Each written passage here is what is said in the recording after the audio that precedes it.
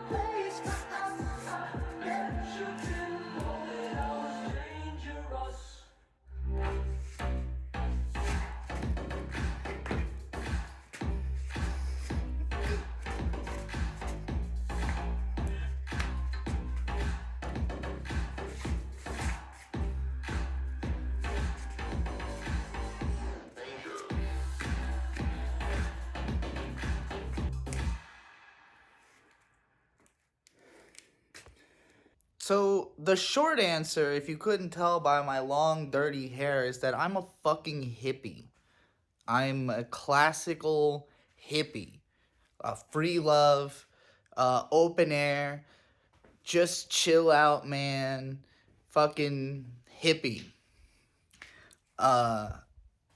And that's probably enough of an answer for some people, but let's get into why am I a hippie? What does it mean to be a hippie in the year 2025 as opposed to the 1960s when the movement happened long before I was born?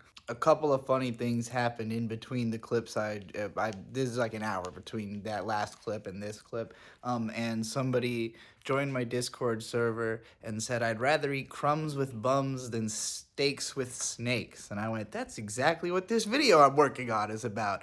And then I received a $50 super thanks from Brody Caesar, specifically for having such a kind and inviting community that they are happy to be a part of. So, let's talk about why I am more focused on community and why that doesn't mean that I'm less focused on this channel being my job. I'm trying to work out in my head how I'm going to express a very, very complicated set of ideas that sound simple when you say them, but to really internalize it, I have to be kind of dramatic about it. So, the Barbie movie.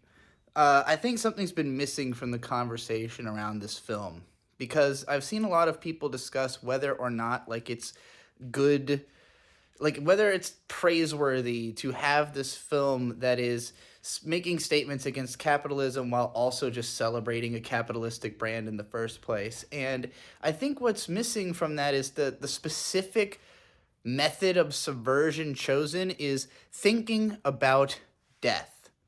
Thinking about death. Like, we're kind of brushing it off like it's a generic thing that, you know, Barbie's like having a dark realization, you know, cute toy, dark realization. But it's specifically, she's thinking about the fact that she is going to die, which is not something that a doll should ever have to think about because it's not real and it has no personality. That was the point of the movie, is that if this doll was a real person, it would realize that it's going to die at some point. And how would that change the way that it behaves? And it would make them a better person, is essentially what the movie is saying. Thinking about the fact that you are going to die makes you a better person. That's the message that I'm choosing to put forth as what Barbie is saying. You will literally improve your life if you think about the fact that you're definitely going to die. Definitely. No matter what, you're definitely going to die. The worst people on earth do not believe that. Elon Musk does not believe he is going to die. He does not believe that. I'm telling you right now, Elon Musk, with every fiber of his being, believes that he is going to beat death. And he is going to sacrifice everyone else if necessary to do it. He's like Thanos. He's like literally trying to sacrifice half of the living to, in his mind, conquer death, which isn't going to happen, you know? So, as soon as you accept that you're going to die, you don't have to become a megalomaniacal psychopath and kill half the planet trying to beat death. You can just sit back and fucking relax and let it happen. No, the real reason that Barbie is a bad movie is that its idea of what is being a good person is like getting a normie 9 to 5 job and clocking in like every other scrub. That's the worst part about you as a person, all of you. That instinct, like the desire to be normal, that's what sucks. That's not what thinking about death should drive you to. Thinking about death should drive you away from that. Barbie, being a Barbie doll, is ideating being a human, and so she's trying to be like a normal human. But a normal human should not be ideating being a normal human, nor should they be ideating being a Barbie doll. Rather than thinking of capitalism as some kind of like system, I think you should just think of it as a mind curse. Advertising is a ritual through which to create in you a sense of need. A ritual that makes you think that you need something because it has been ritualized in front of you. And it is human nature to have respect for grandiosity of like ideas of nature. Like even animals, even like bears, will sit and just gawk at the beauty of a surrounding. Go look up some videos of bears bears just enjoying the scenery, right? And it's because we big enough animals to interact with that much surrounding are captivated by understanding the world better, because we just know evolutionarily that that's going to help us survive more. Like the more we get the big picture, the easier it is to function in the space that we inhabit, to move around, because we understand everything that's happening there. Nothing will come as a sudden surprise or a threat, the way that, you know, a mouse can go its whole life living in a valley and then just get swooped up by some fucking eagle because it just doesn't have that perspective to realize what it needs to be looking out for. So you don't want to be the mouse in your system. You would like to be the eagle, or as a human, you have this ability that even the eagles don't have, to decide to try to make the system preservational for everything inside of it, you know? And granted, you will probably, as a human, leave the ability for the eagles to eat the mice in place, you know, like trying to achieve some sort of balance that works for us as humans. I don't think a lot of people realize how much that the natural balance that there currently is like human selected. Like we chose to keep certain things in balance after having fucked up most of everything else. But you know, whatever we could keep that doesn't affect us too much, and humans are still always trying to push the boundaries of like, yeah, but can't we get away with a little more, you know, for our sakes? Particularly like here in the United States, there's not any like untapped, uncharted land. You know, there's protected land that we deliberately are not doing anything with, other than checking up on it and making sure nobody fucks with it, you know. But it's all protected for an explicit reason. Like there is something to study there. There is something that you know, we're worried we will be with.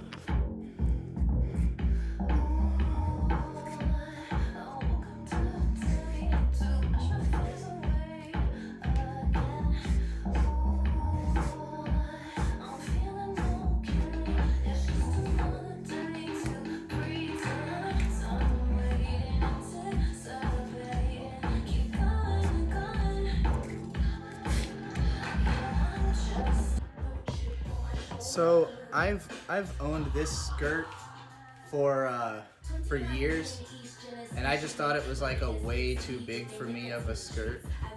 But I'm realizing now it may actually be a just exactly right for me dress, um, and that it might not even be intended as like this might have always been intended as a dress. I'm not really sure. It makes as much sense. At the very least, wearing it at dress height turns it into a much cuter, more manageable skirt than I hate this mirror is so fucking dirty. Let's start from the turn of the century and the Industrial Revolution. Because at the start of the 1900s, there was a massive boom of industry, which led to a massive boom of population and a massive, unprecedented increase of power at the very top of the capitalist structure. Now, keep in mind, when I say unprecedented, like, I'm talking about greater than any empires that ever existed. But however, there was also a level of intelligence to realize I don't have to exert this power the way that you used to. It used to be that if you wanted to claim that you were, like, say, emperor of all of fucking Asia, you had to, like, prove that. Now you just have to have the most money and people will fucking bow because they want the money. And the money reached levels that just... Money is purely conceptual. It has no meaning in and of itself. But the concept of money became the only thing that people, like, think about even in the industrial world, because it just became this means to all ends, you know, where, like, if you think about it, like, it makes, like, bartering makes way more sense, right? Like, I grow carrots, so I have an excess of carrots. You grow beets, so you have an excess of beets. I'll trade some carrots for some of your beets because I don't want to eat carrots every fucking night, and you don't want to eat beets every fucking night. It just makes sense. But then at some point, somebody goes, but it's actually a little bit harder to raise beets than carrots, or whichever one's true, I don't know. Like, at some point, somebody goes, but my job's a little bit harder, so you have to give me more carrots for the number of beets. And it's like, okay, but I'll help you with the fucking carrots and the extra time I have for the beets. Just, we don't need to create a whole exterior system of value in order to nickel and dime ourselves to who's putting more effort in to society. That's what we're trying to do. And it's not realistic because the effort doesn't translate to the money. And we all know that. Everybody knows that how much effort you put in does not equal how much money you get. That's just not how the system works. It's effort towards the ends of making money, specifically, which is entirely defined by whoever gives you the money. Who's giving out the money? Like, where does it come from? It comes from the Federal Reserve, if I'm not being clear. Like, the government controls the money, and they could simply decide that if you make more than $1 billion, we take all of that and we redisperse it. Nobody would probably even try to make $1 billion. But America wants people who are trying to make $1 billion because America wants to be richer than other nations so we can starve out other nations and take over the world and be a globalized economy. It's what all of them want, because everybody just wants to be the ultimate ruler. They want to have been the great uniter, the one who brought it all under one flag. Why? To what end? Who does it benefit? Literally no one. Psychologically, being a billionaire is not good for you. Psychologically, being rich or famous isn't good for you. It's not good for you. to put the level of social pressure that normal people put on themselves. Normal people are upset with themselves that they're not rich or famous. Why? What do you want with it? You know what you can do with being rich or famous? Touch kids and get away with it. What else? I don't fucking know. That's what all of them seem to be doing. That's what all of them seem to want it for. What the fuck do you want it for? What are you gonna do? I'm gonna buy my mom a house. $100,000. That's not rich. You can make that. You can just... The government could give you that. The government could afford to give you that. The government could afford to buy your mom a house. The government could afford to buy everyone a house. We already have the houses. We don't even need to buy them. Eliminate the concept of owning houses and just assign everybody a house. We already have enough houses for everybody. In America, we have the space. We have the housing. We're just not deciding to do that. And if you really started pushing for it and really started informing people and really made them aware of this, a rich person will kill you. So, stop blaming yourself. We're all in this together, you know? And I know that's a nice thing to say, but it's also literally a government psyop. I know factually. You know why I know factually? Because I live 10 minutes from the fucking United States psyop base. It literally is... Am I pointing in the right direction? It's over there. 10 minutes that way is a place called the psyop base. The psyop base. You can Google Maps it. Go to Norfolk and Google Maps psyops. I live next to the place they invented that phrase. I heard it before anybody else. I heard it spread. I heard it on the radio. Then I heard it on podcasts. Then I heard it out of regular everyday people's mouths. And it spread like wildfire in a way nothing I've ever seen ever has. Because it's true. We're all in this together. The government wants you to know that. And I want you to know that because I plan to take over the government when I become president. As long as you vote for me. Because we still live in a democracy, right? Right, gang? Right, gang? Right, gang? Right, gang? Right, gang? I never really showed y'all around my parents' house. This is the desk I've been working at for the last year or so whenever I can. So this is the office room.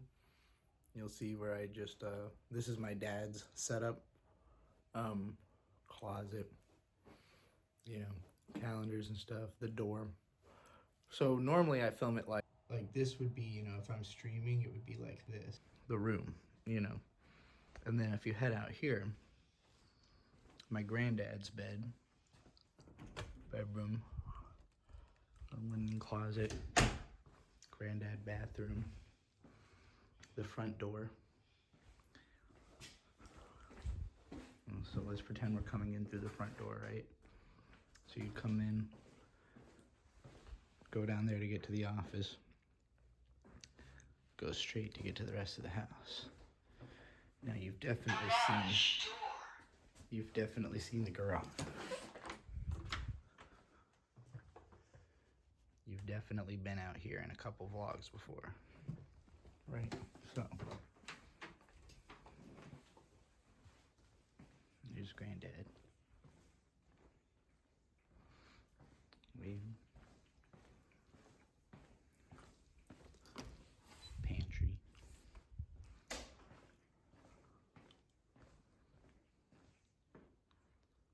Wow.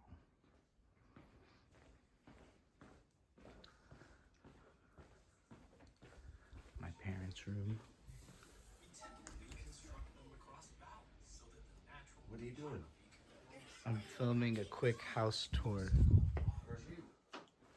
Just to have it, because I never really did it in the time we've been here. Mom's closet from the Nobody is Nobody video. There's Dad's side. Bespoke toilet. This is the only like public shitting toilet in the house. You gotta go through the bedroom to get to it.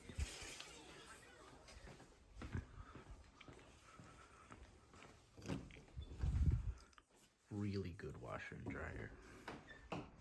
But this is where we were staying. We had like a blanket hanging from the ceiling here. But this is the room we'd been staying in for the last year. It's currently filthy because I haven't cleaned it yet because I plan to film the Crib Nasty music video up here, which will be out before this. I got cats. I got 95 minds in my hat. Hello, cat. It's Rambo. Say hello, Rambo. Rambo's chilling up by my mom's Alice in Wonderland cabinet.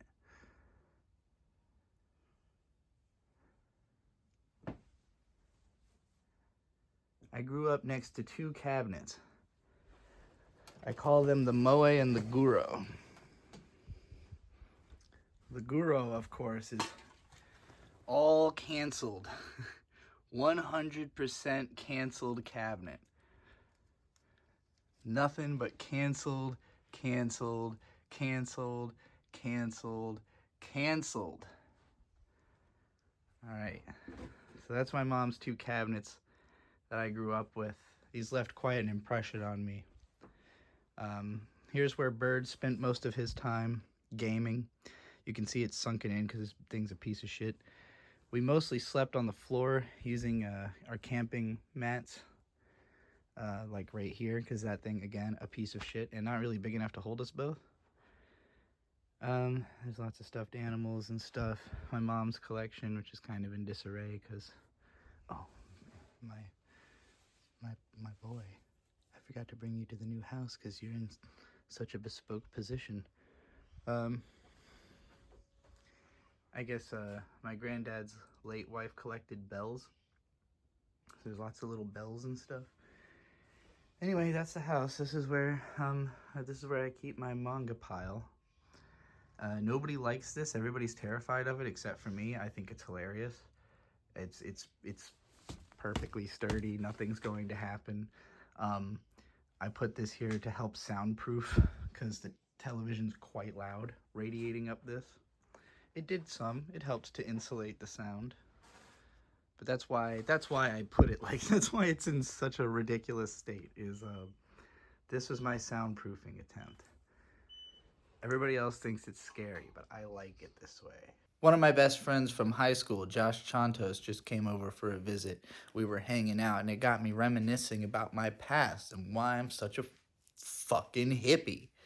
You see, I grew up in this dualistic sort of household where both of my parents grew up very poor and really never having much of an expectation that they were ever going to have anything. You know, they had the same dreams of having things that everybody else has. But my mom was always somebody who just kind of had, like, whatever job was available, she did to the best of her ability wherever she worked.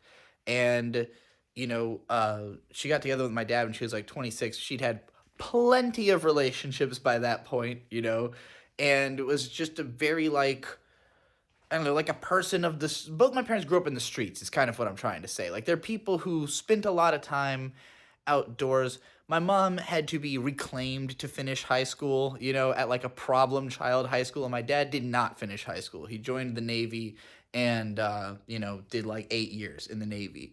So, like, the basis of them having social standing is pretty much just because my dad was in the Navy. Like, in America, there is some level on which joining the military can benefit you. Doesn't work for everybody. A lot of them just, I mean, my dad has the PTSD and the checks to prove it, but, you know, the government doesn't do a great job of taking care of its military people. And my dad, you know, basically just busted his ass as much as possible in order to make all of this happen, and mostly by selling cars and just being better at it than almost anybody else. But by his own description, there was also a heavy dose of white privilege because, by his own description, people who were just as good as him did not get the promotions that he thought that they should have because of the fact that they just weren't white. But throughout my upbringing, my parents, reflecting on their own childhood, especially my dad, very much did not want to see anybody going through what they had been through. My dad wanted there to always be food in the house, not just for us, but like if other people who, if like other kids that he knows aren't being fed at home, and he knows that's why they want to come hang out at our house because we have more food and they might get to eat some snacks if they come over. He understood that and wanted to make that possible for those people. My mom was a little bit more wary because she was like, these kids are not actually friends with our kids. They just want the food. And my dad was like, I would want the food, So he understood that. And that is something I respect, even if I wish either of them were better at helping me to communicate with those other kids. But ultimately, I respect that my dad was trying to help out the kids in the neighborhood who he knew were coming over because they wanted the food, And ultimately, throughout most of my life, we had someone living with us that was not in the immediate family. It was always my mom and dad, my two brothers, and then very often there was someone else there. When my aunt divorced her husband when I was like 4, we had stayed at her place during their divorce, and then she stayed with us for a while. My grandma lived with us more than once on my mom's side. Various uncles, aunts, cousins have all lived with the family. Currently, we take care of my 90-year-old granddad. That's the reason I'm back at my parents' house, even though I just moved out, because this was the last thing I had to do while they're on vacation, take care of granddad, make up for the the year I've been freeloading in this place. The reason I was reminded of this by Josh Chantos coming to visit is that he's one of the people who lived with me, literally in my room for like 2 years, I want to say. I had both Josh and my cousin living with me, just it was the only way they would be able to share the place, and I wanted them to have a place to stay where I could hang out with them and be able to do projects and shit with them. And we never got nearly as much done as I would have liked, but I didn't mind. They were in very troubled home situations and life situations, so it was better. It was just a better situation. It's always been a better situation for me. I've always known, like, I would not be having as easy of a time on my own as I have with these people, because at least they figured out how to make this keep happening, They figured out how to make this space continue to be available.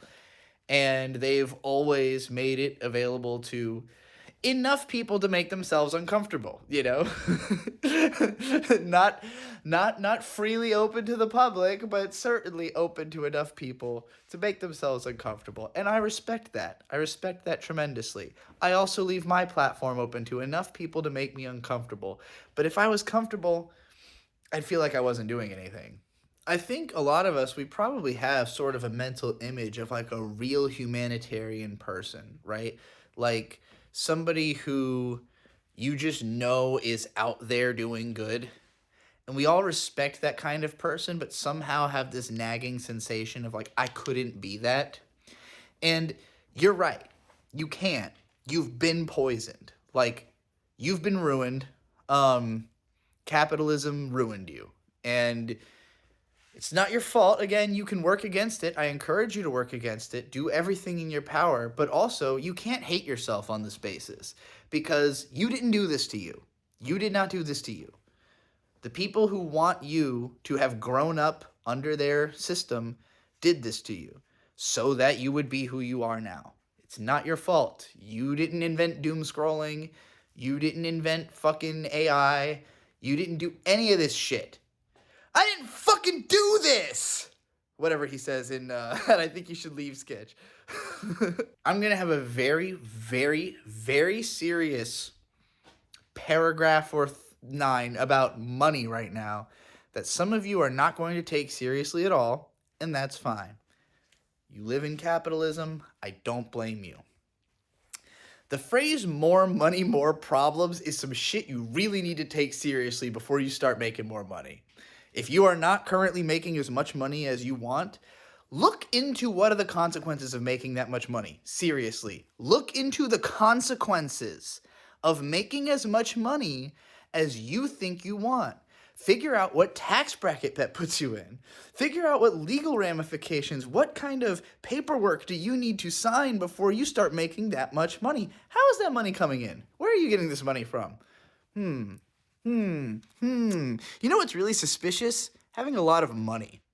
You know what's really makes you a target for everybody? Having a lot of money. I don't really advise having a lot of money. Spending a lot of money can be fun.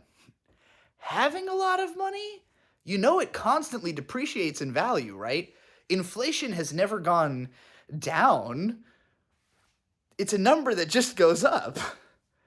There was a time a penny bought a thing. Now a penny is decommissioned because it's been worthless for 2 decades. There's not going to be we're not going to go back to having a penny. The dollar is just going to be worth a penny in fucking 10 years. What a penny was worth to me as a child is what I mean, is what a dollar will be worth in 10 years. The money is fucked. Your money is not worth anything. Your money won't do anything for you in the long term. In the short term, your money will do exactly what you want it to do, which is what capitalism told you you wanted just now. What you were subliminally informed that you would desire. Probably this video, just like, I know that most of the stuff in this garage is not relevant to mine or your interests, which has always made it a very interesting filming environment for me. Like, why am I surrounded by racing bikes and like and bizarre protest art? But but like, if you look at that stuff and you do want like a keyboard, like this might put it in your brain that you're like, you know, now you're on Amazon or whatever the fuck looking at keyboards. Don't buy it on Amazon. Please. Just go to the manufacturer's website. It's the same fucking shipping price. It's probably cheaper. Taking money and spending money both fill me mostly with a sense of guilt, unless I spend my money in a way that I can like confidently say made me very happy. Like if the experience tremendously outweighs the cost. And there's plenty of times where that's the case. Camping, you are almost guaranteed, unless you're like in a really expensive place to camp. There's lots of places in California that do not need to be like $60 or whatever the fuck. Most of the time in America, you can camp for like $15 to $35 and you're probably getting your money's worth if you know what you're doing. If you're, you know, if you like camping, it's a thing where like it's meant to be cheap so that everybody gets to have these great experiences, you know? Like, it is for everyone. As long as you can get there. If you can get to the place. That's often the difficult part. But, like, the beauty of America is that it's structured towards getting you there. Like, it's not always easy to get out of the trap, you know? Which literally, I mean the trap. Like, yes, the trap. The trap. It's not easy to get out of the trap if you were born in the trap. I was born when my dad was already in the Navy. So that was him leaving one trap for a larger trap. But it's a larger trap, you know. It's the American trap instead of the literally little ghetto in San Jose he grew up, you know, like I don't know that my dad would have ever left San Jose if he didn't join the Navy. Which means there's no way he met my mom in fucking Norfolk. You know, there's just no chance that happens. So, like, that is him finding a way out of the trap. And America will give you a way out of the trap as long as you're willing to literally die for America. And my dad is tremendously lucky that his naval service was during one of the more peaceful times that there was a war happening, in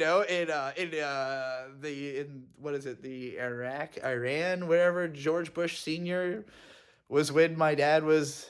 I think it might have even been Reagan's presidency when he joined the Navy, and then was in it through Bush Sr.'s presidency. And I think Bush Sr. was only in for one term, and then we had Clinton, and my dad would have left the Navy during Clinton's first term. So it's not like he couldn't have seen combat. He just didn't see combat. But he was stationed all over the world and, suffered plenty of PTSD from being a 5'8" man from the fucking Bay Area, California, who grew up with skateboarding and long hair, joining the Navy in the 1980s.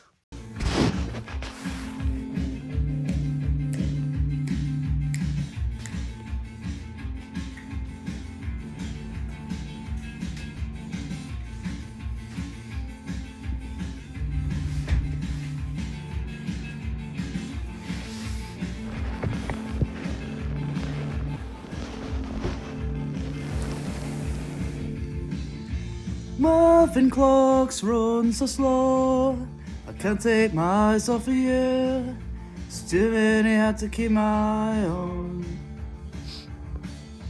Rocking towards the light, but look a little tongue-tied, I'll serve a little cross-eyed.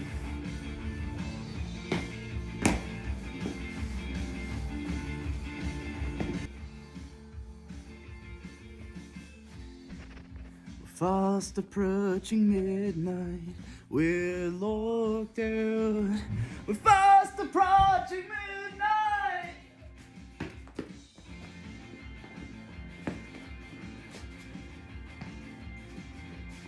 So, you take a little me, and I take a little you, all part of the sanctuary. Hold me down, a bitter disappointment. All is restless, all is restless. You're winning me over, you're winning me over. I can't take my eyes off of you. There's too many hard to keep my eye on.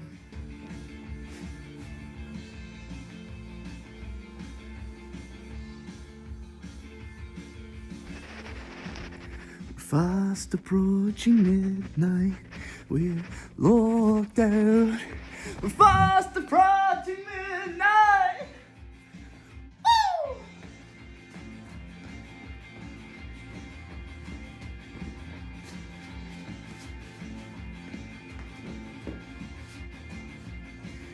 So, you take a little me, and I take a little you. We're all part of the sanctuary.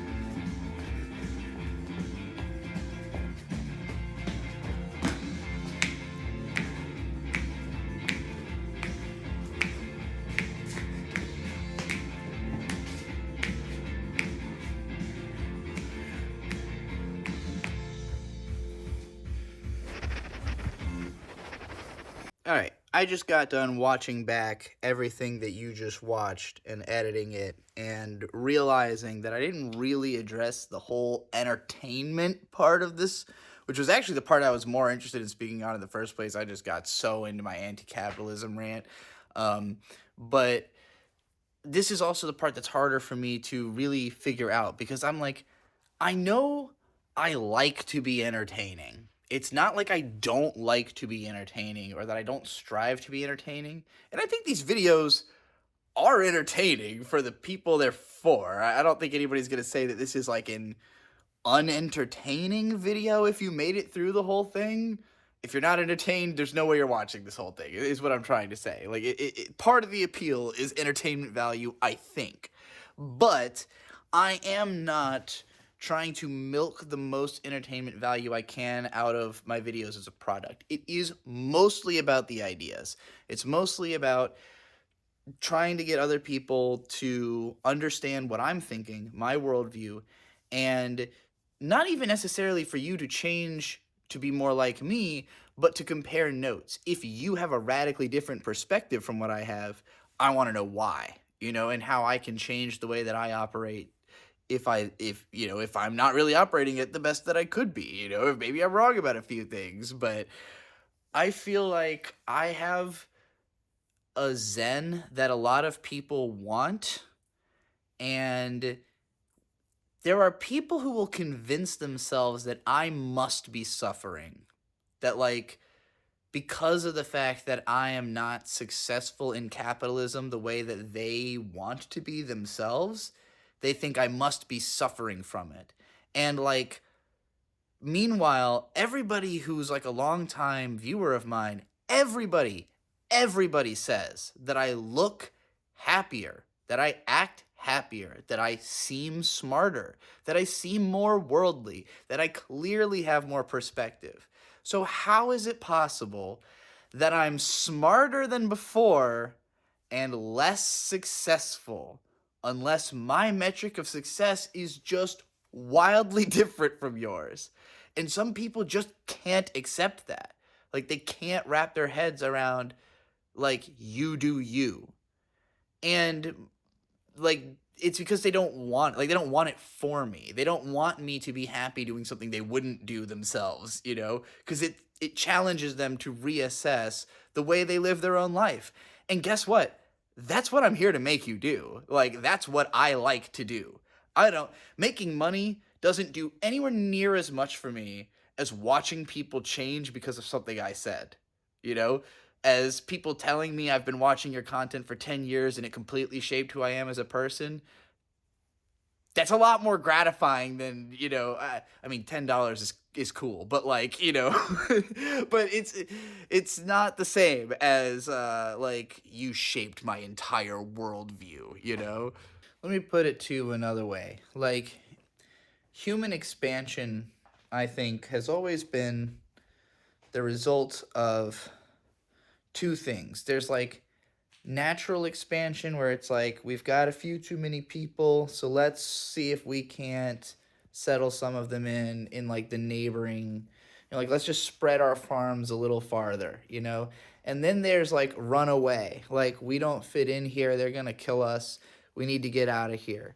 And like both of those have sent humanity all over the globe, and we've now gotten to a point where it's just kind of taken for granted that we're just going to keep making people and find a place for them. Like people are just having kids. They got no plan for what tribe that kid's a part of besides they're in the family and the family takes care of itself.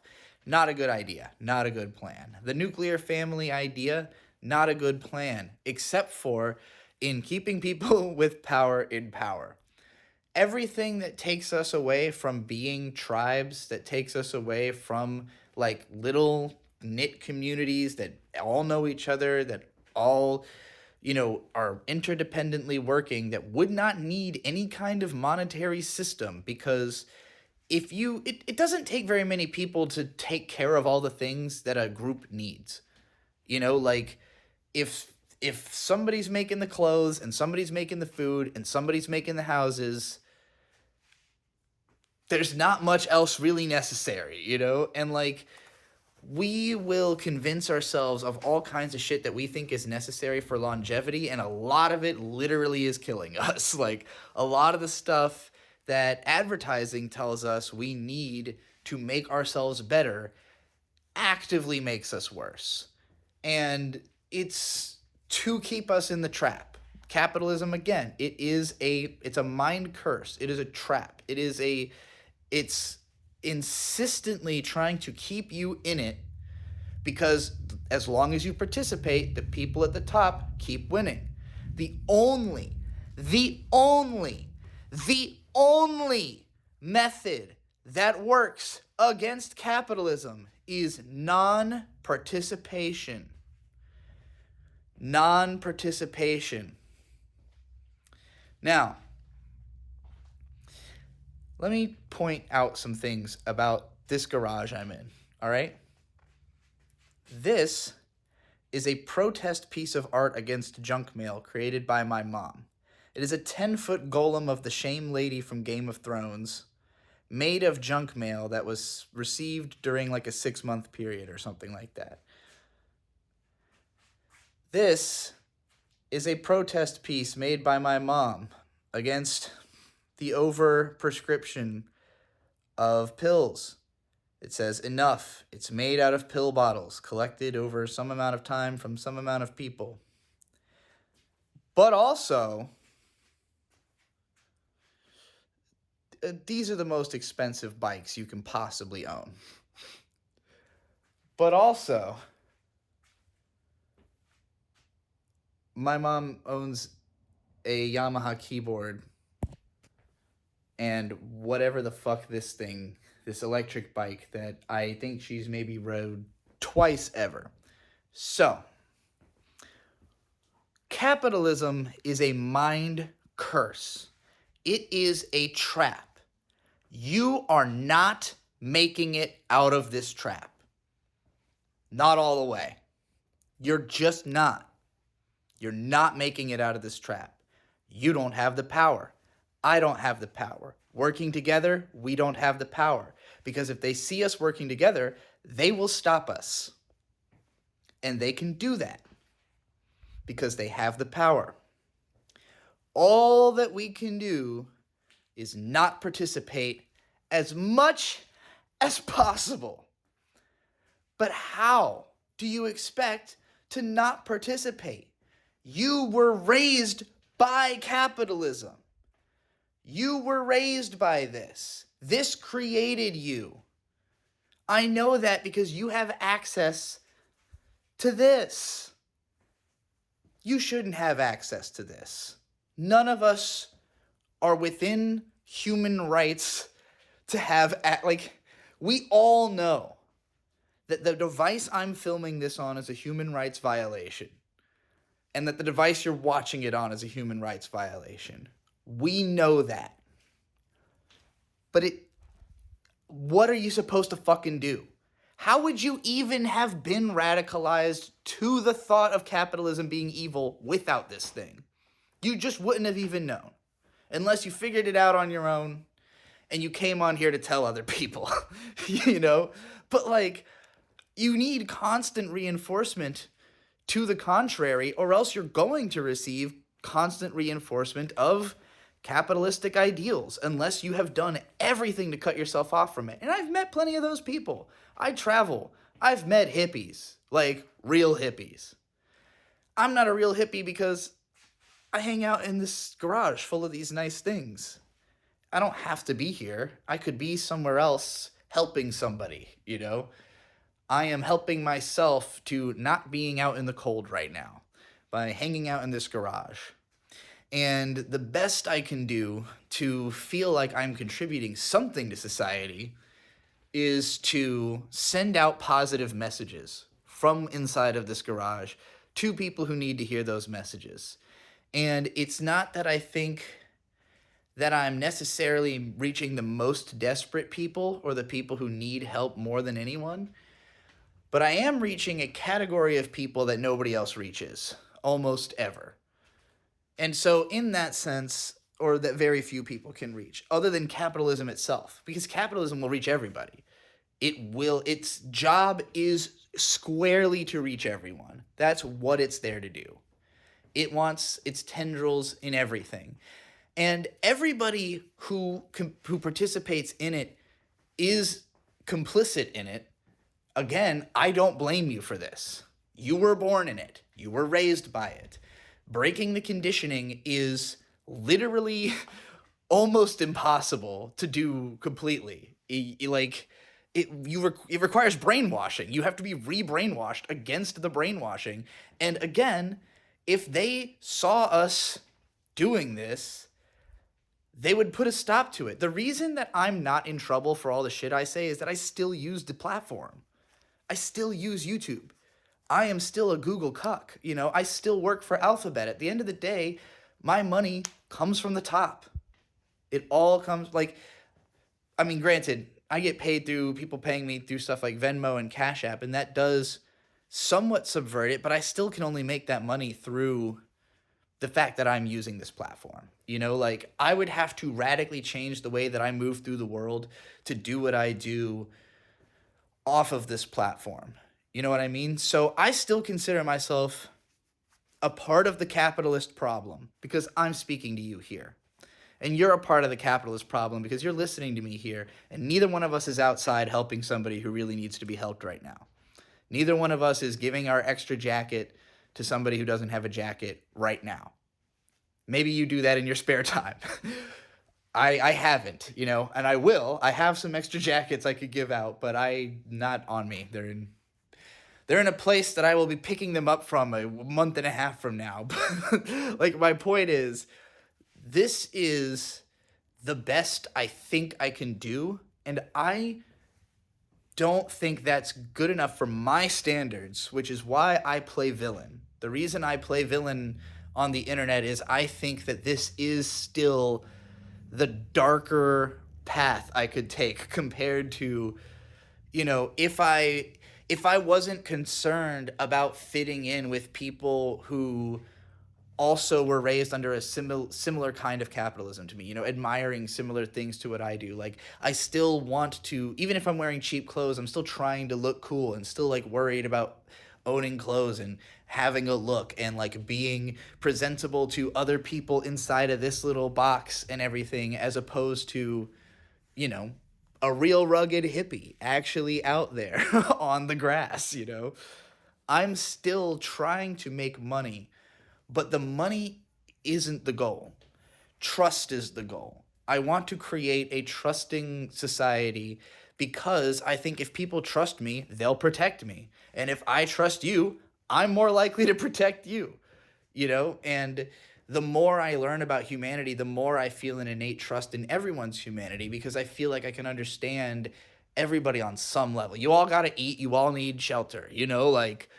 There's certain things that are just always going to be a part of the human experience. And so I can always relate to a person on the level of their humanity, unless they have actively thwarted it, unless they've spent their life, tormenting their own humanity until they no longer resemble it. And there are, mass murderers and shit who are like that. Who are I don't want to be around those people. I want to help them. I'm not out to help a mass murderer. I'm not out to help a pedophile. I have lines. I have certain lines. If you're a pedophile, you need professional help. You cannot come to me for that.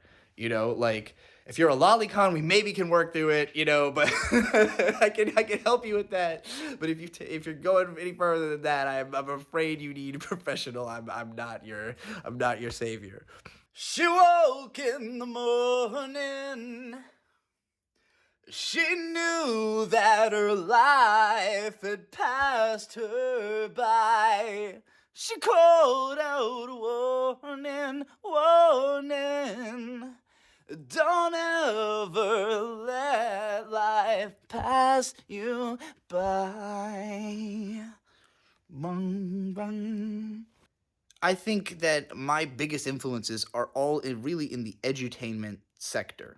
I grew up watching really being into, as a kid, really into Sesame Street and Barney, really into edutainment TV shows, because being praised for learning quickly was what was getting me through childhood. That was my identity. Was I watched these shows and I learned how to write and read, before preschool, and I learned how to sing from watching musicals and sing-along tapes and Disney sing-alongs and all this shit. And so that is core to my identity, is that through watching cute animals sing about shit, I was somehow more advanced for my age. That idea that media can teach you to be more advanced. Um, again, I had nothing else. That's all I had as a kid. I moved constantly. I didn't know anybody. I lived with my mom, and she showed me edutainment. So like my whole identity is built out of that. And like the early media that I got into, like I got into video games because like Diddy Kong Racing looks enough like Winnie the Pooh. Like I didn't know what the story was. I wanted to know what the story was. There isn't really one.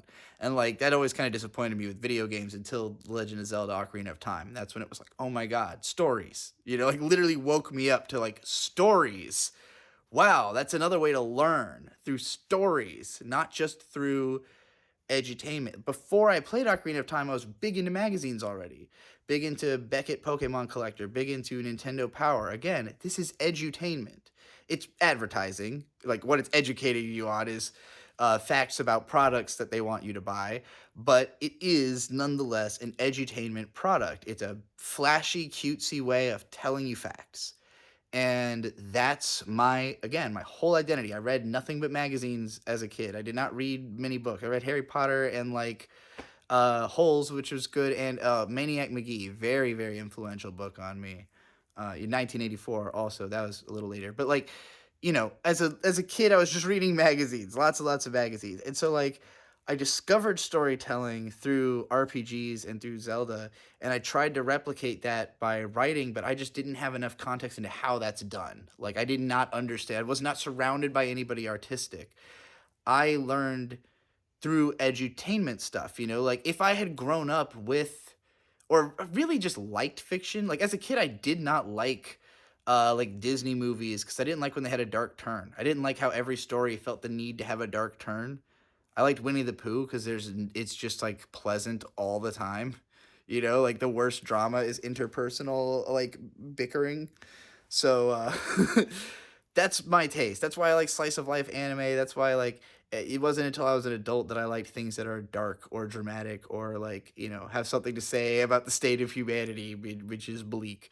But I didn't know that the state of humanity was bleak when I was a kid. I thought it was just a bunch of cute animals teaching you how to say the fucking alphabet. So I've become the very futuristic adult version of a cute animal that tells you how to say the fucking alphabet, I guess, except that I very deliberately don't appeal to children. So that's another part of this that I wanted to get into. I'm glad that Gigadonk reminded me of this. Shout out Gigadonk. Sorry it's so late in the video. Um, but she was in the Discord talking about being a bus driver and dealing with like kids and how just like overwhelming they are, that like they just don't shut up. They have no perspective on anything, and like I can remember being on the bus. I remember what kids are like. And even when I was a kid, not being able to handle kids my own age, which is why I was on the internet hanging out with people much older, that like I didn't even want to. And I quickly recognized that I sucked and like all these older people hated me because I was a dumb kid. But at least I wanted to be like them, and unlike the kids my own age, I wanted to be like these older people that wrote well and were cool and and told stories on the internet and did role plays and all this stuff that I got into when I was a teenager, and that influenced me tremendously going forward even before anime blogs. I bring up anime blogging a lot, but somebody reminded me that I also did forum role plays. I need to do a whole video about the forum role plays that I did because I ran a couple and it was a great time, and I think it would be inspiring to some of you to hear those stories. Um, it's also old internet shit. It makes me sound like a fucking grandmother, but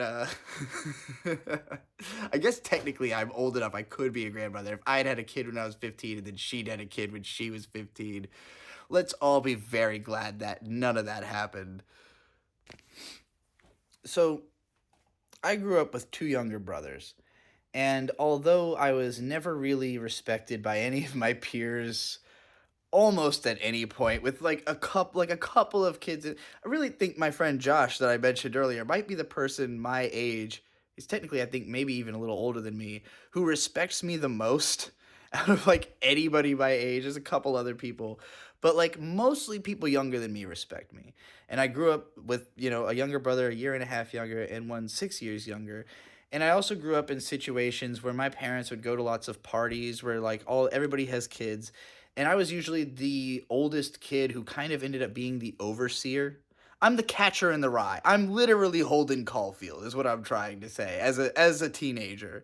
I was the one who's like, no one's paying attention to these fucking kids. Like all these adults are like drinking and doing nothing, having their conversations, and like all the kids are just kind of over here like desperate for attention because they're all full of energy, because there's a party going on. And like what's interesting about anybody younger than you is that they will always just unless they think that you're like some kind of lunatic, the fact that you're older means that if you show them some level of respect, it makes them feel like they must be special.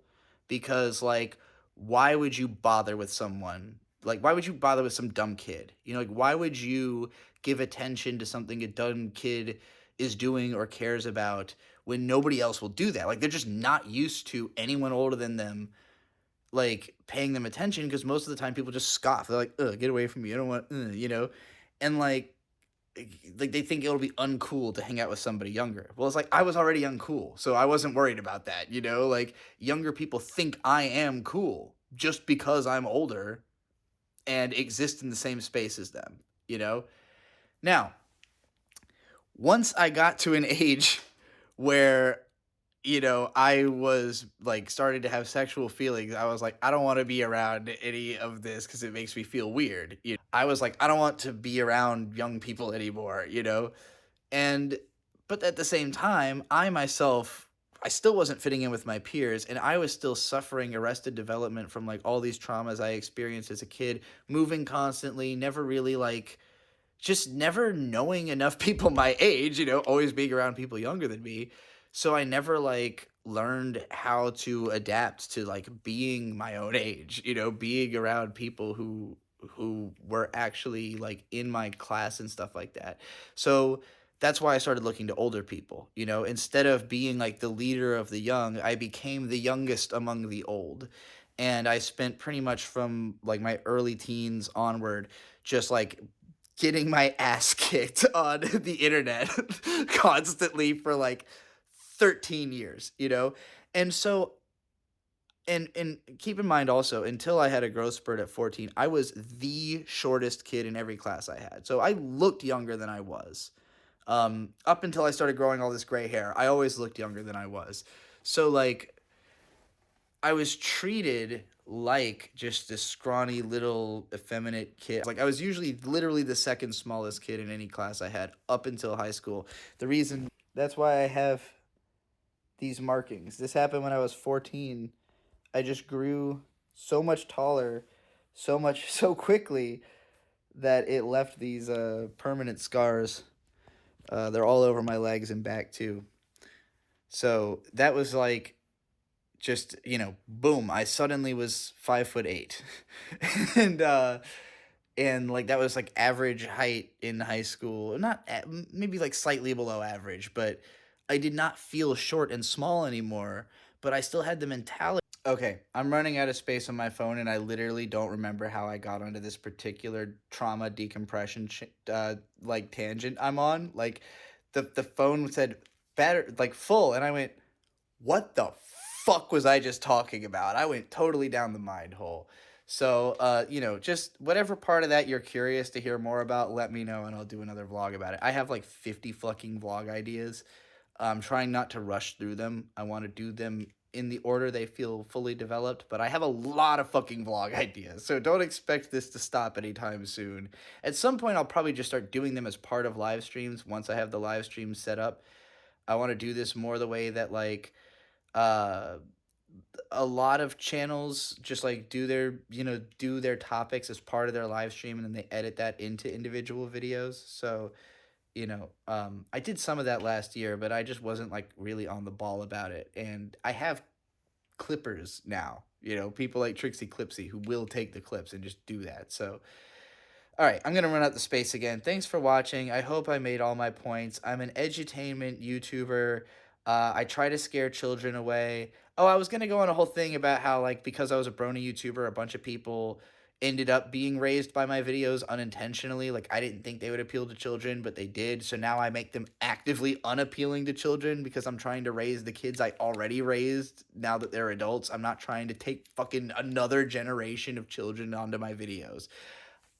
I'd rather that my videos appeal only to people with money so that they can keep randomly Venmoing me and super chatting me, as opposed to, a 10-year turnover of maybe this kid won't fuck up their life exactly like I did for the next 10 years. All right. Anyway, uh, take my lessons and teach a younger generation of people you actually know. Um, I'm not out to appeal to kids.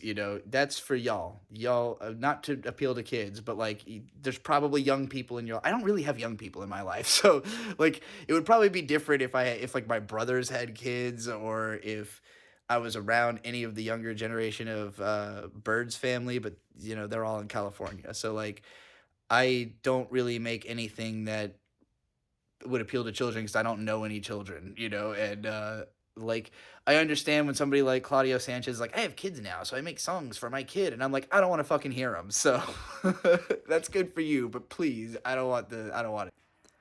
I'm a conductor, a simple conductor